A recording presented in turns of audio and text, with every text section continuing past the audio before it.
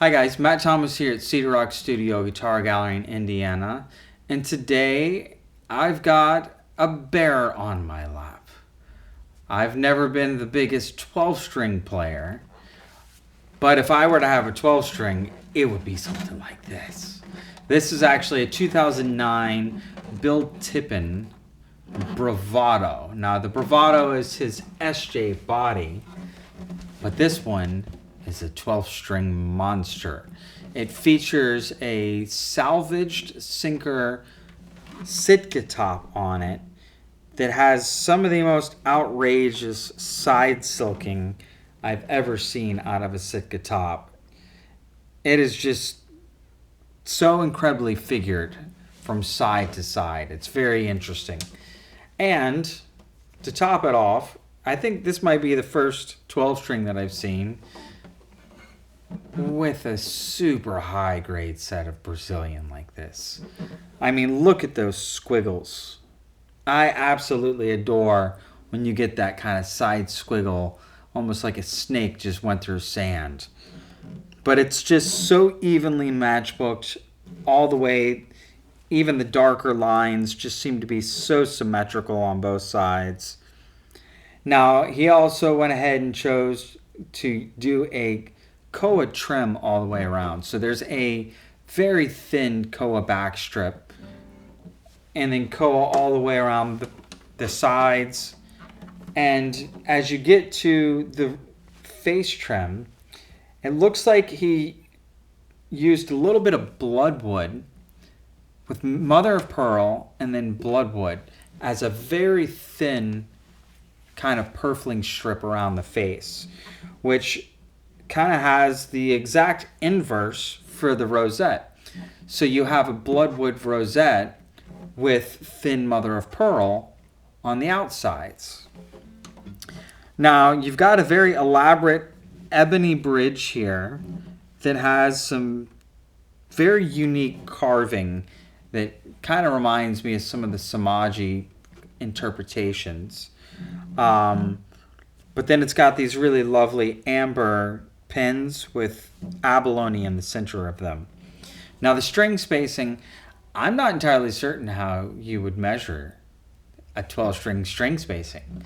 So I kind of went for both. So it's 2.4 on the outside strings and then 2.12 on the inside set of strings.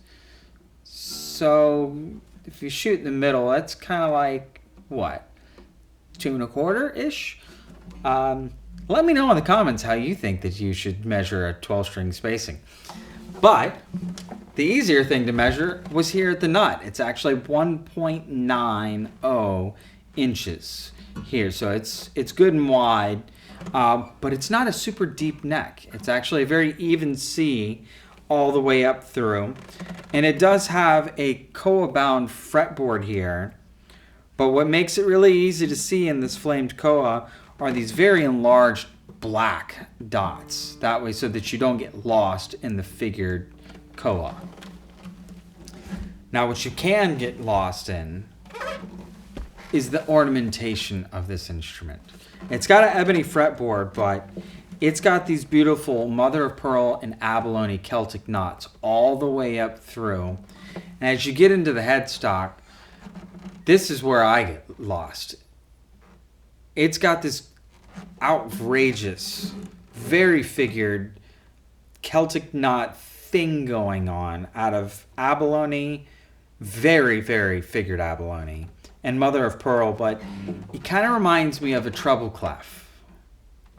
And there's another Celtic knot on the bottom side as well. But either way, there's probably several interpretations that you can get out of just looking at this, depending on how many times you stare at it. Now, it does have a very high-figured Brazilian head cap, just like the back and sides. And as you flip it over, it's also got a Brazilian back cap here, with one of the most unique array of Waverly tuners I've ever seen. So to kind of connect them all together, it looks like Bill went ahead and cut off certain sections of those Waverlys so that he could butt them up next to each other and use the same screw between two different tuners to mount it, which is just the coolest idea I've seen for a 12 string. So it oddly doesn't feel like it's a neck heavy instrument like most 12 strings. When I pick them up, they feel like they just want to do a head dive, but the balance of this is very even. Now, something else that I thought was quite interesting is the shape of this heel here. It's actually carved all the way through the sides so that it feels like a normal neck, but then you've got this enlarged heel that I imagine he did for this that way so that it doesn't have so much neck to joint or body joint stress, so that it wouldn't need a neck reset. Now, one more thing I want to mention is this very cool sound port here. It's got a lot of corners. It looks almost like a little bit of a check mark or a side cock smiley face. But it does the job. It sounds great. This is one of the biggest sounding 12 strings I've ever heard, to be honest. Now, like I admitted earlier, I'm not the biggest 12 string player, but this thing roars. It's got a lot of overtones.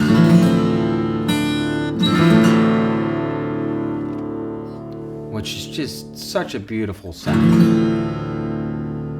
You know, it just makes me want to strum it and play nice, pretty chords. But, you know, it's fun to attempt fingerstyle-esque things on it.